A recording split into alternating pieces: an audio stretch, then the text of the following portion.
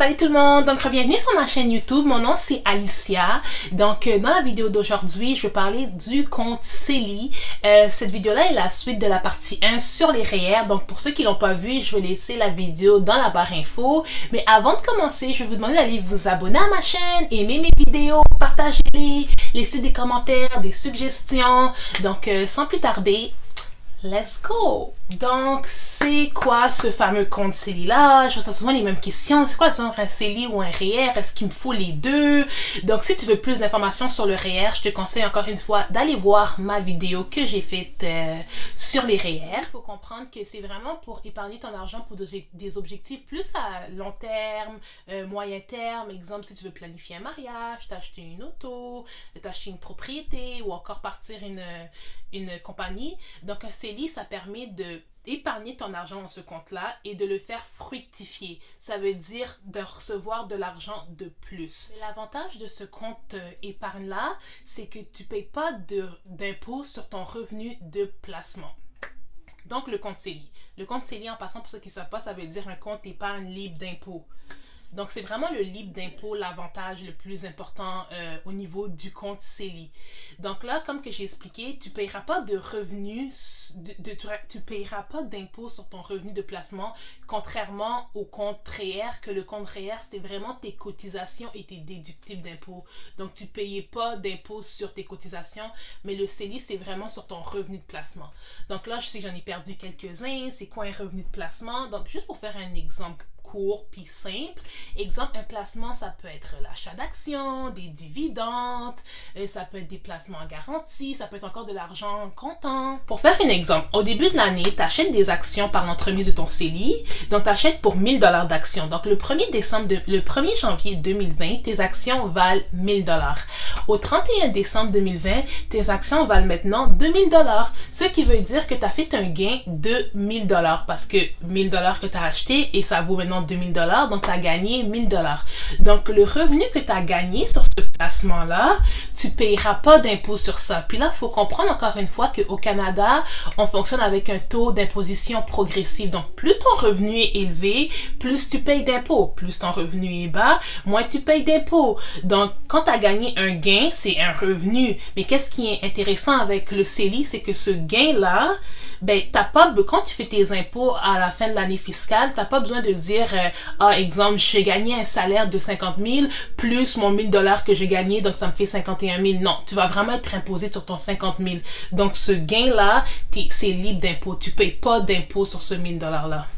Un autre exemple de placement qui existe, c'est les placements en garantie avec un taux d'intérêt fixe. Donc, c'est quoi un placement en garantie? Dans le fond, c'est que toi, tu prêtes de l'argent à la banque, à ton institution bancaire. Donc, tu arrives à ta banque, tu dis « Bonjour, Madame Banque, dans le fond, je veux vous prêter 1000 $. » Donc, c'est vraiment pour faire un exemple court, là, c'est un peu plus complexe que ça, mais bon, il y a certaines règles. Donc, tu prêtes 1000 $ à la banque et eux, ils te disent, OK, ben, ce placement-là va te rapporter des intérêts de 2% à la fin de l'année. Ce qui veut dire, c'est que tu vas gagner des intérêts de 2% à la fin de l'année. Donc, ton 1000 $ fois le 2% que tu vas gagner du fait que tu as prêté ce 1000 $ là à la banque, ça te donne un 20 $ de plus à la fin de l'année. Donc, tu auras 1020 $ à la fin de l'année. Donc, le 20 $, là, c'est encore un revenu. Mais quand tu fais encore tes impôts, tu n'as pas besoin de prendre ce 20 $ là et de le mettre dans ton revenu imposable.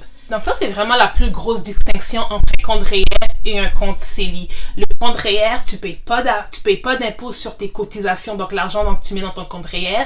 Et le compte Celi, tu payes pas d'impôt sur le revenu de placement, le revenu que tu as gagné. Donc ça, c'est vraiment important. Donc aussi la différence avec un compte REER, c'est qu'est-ce qui est intéressant, c'est que ici, dans le fond, tu peux cotiser à ton compte Celi jusqu'à ce que, exemple, tu décèdes. Donc si tu décèdes à 100 ans, tu peux cotiser à ton compte Celi jusqu'à 100 ans. Alors que le compte REER, tu n'avais plus le droit de cotiser au REER à partir de l'année de tes 71 ans. Par contre, le compte Celi pour y adhérer, tu dois avoir 18 ans ou plus. Tu n'as pas nécessairement besoin de gagner un revenu, mais il faut que tu aies 18 ans pour avoir un compte CELI. L'autre avantage comparativement au REER, c'est que tu peux retirer ton argent à tout moment dans ton compte CELI. Donc, tu n'as pas besoin exactement pour l'achat d'une première maison ou je sais qu'il y a certaines règles avec le compte REER, comme j'ai expliqué dans ma dernière vidéo. Mais avec le compte CELI, tu peux retirer vraiment à tout moment ton argent. C'est sûr que tu peux pas vraiment l'utiliser. Exemple, tu vas en magasin, tu peux pas payer quelque chose avec ton compte CELI. Il faut vraiment que tu appelles à ta banque ou que toi-même sur le site internet, tu fasses vraiment un transfert de ton compte CELI à ton compte chèque. Donc, c'est sûr que c'est un peu plus sécurisé. Ça permet aussi, je pense, d'amener une certaine discipline vu que tu n'as pas nécessairement accès à ça directement. Ça prend 2 fois 24 heures pour que l'argent soit transféré. Donc, moi, je trouve que c'est un bon moyen d'épargner sans nécessairement d'y avoir accès aussi facilement. Donc, au niveau des cotisations, comment ça fonctionne? Oui, il y a des cotisations maximales. Donc, exemple, en 2020, tu avais le droit de cotiser dans ton CELI jusqu'à 6 000 $. Mais qu'est-ce qui est intéressant avec le CELI, c'est que le CELI a été créé en 2009. Donc, si, exemple, quelqu'un qui est né en 1991, juste pour donner un exemple, donc ça veut dire qu'en 2009, il y a eu 18 ans. Donc, on sait qu'on peut adhérer au CELI à partir de 18 ans.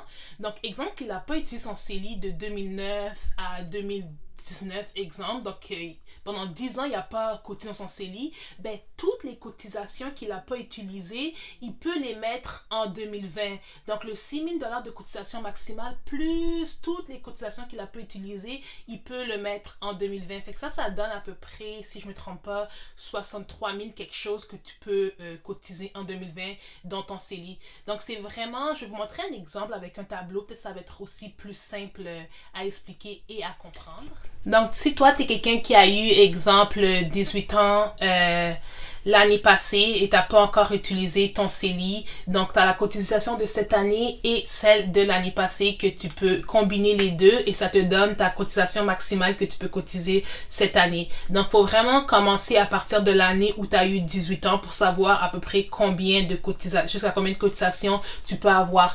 Je vais mettre le lien sur le site de l'ARC. Donc, ça aussi, ça permet de voir ton compte puis de savoir jusqu'à combien que tu peux cotiser pour éviter de payer des pénalités. Parce que oui, il y a des pénalités. Donc, si tu cotises plus que qu'est-ce que tu as le droit, tu payes une pénalité de 1% sur la somme excédentaire. Donc, pour éviter de payer ce genre de pénalité-là, juste faire attention de vraiment savoir c'est quoi sa limite, c'est quoi sa cotisation maximale. Donc, comment y adhérer? Tu peux aller directement à ton institution bancaire, leur demander de t'aider avec ton profil d'investisseur.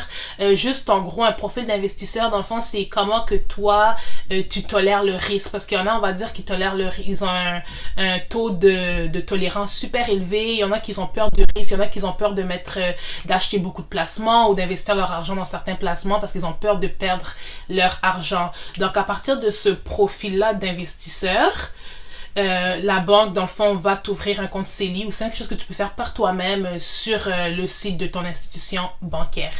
Donc, voilà la vidéo sur le CELI. J'espère que ça a pu aider certains d'entre vous. J'espère que ça a pu répondre à votre questionnement. C'est sûr que moi, mes vidéos, je parle vraiment de la base parce que le CELI et le REER, c'est vraiment large.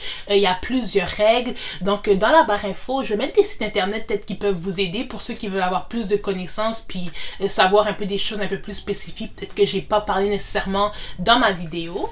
Aussi, je vais vous demander de me laisser des commentaires en suggestion des prochaines vidéos que vous voulez voir. Donc, je sais qu'on m'a beaucoup demandé sur comment faire des impôts, sur les stocks, sur l'achat d'une propriété. Donc, toutes ces vidéos-là s'en viennent. Mais si vous avez aussi d'autres idées que vous voulez que j'en parle, je suis vraiment ouverte d'esprit. Donc, je sais que c'est pas tout le monde qui est nécessairement familier avec les finances, pas tout le monde qui est dans le domaine des finances ou encore qui étudie ou qui travaille dans le domaine des finances. Et même là encore, même si tu es dans le domaine, c'est pas tout qui est facile à comprendre, surtout en lisant un paragraphe sur Internet. Donc, c'est ça, j'espère que mes vidéos peuvent vous simplifier la vie puis vous apporter des meilleures connaissances au niveau de vos finances. Aussi, pour ceux qui n'ont pas vu ma vidéo sur mon budget Excel, dans le fond, j'ai bâti un budget Excel super user-friendly. Ça permet vraiment de mieux gérer tes finances. Donc, si toi, tu es quelqu'un que ça l'intéresse, tu peux toujours m'envoyer un message sur mon Instagram ou encore en commentaire sur cette vidéo-là. Donc, sinon, j'ai une vidéo qui parle vraiment de ça, de mon budget Excel vraiment en détail. Donc, voilà. Donc, on se revoit à la prochaine vidéo. Merci beaucoup!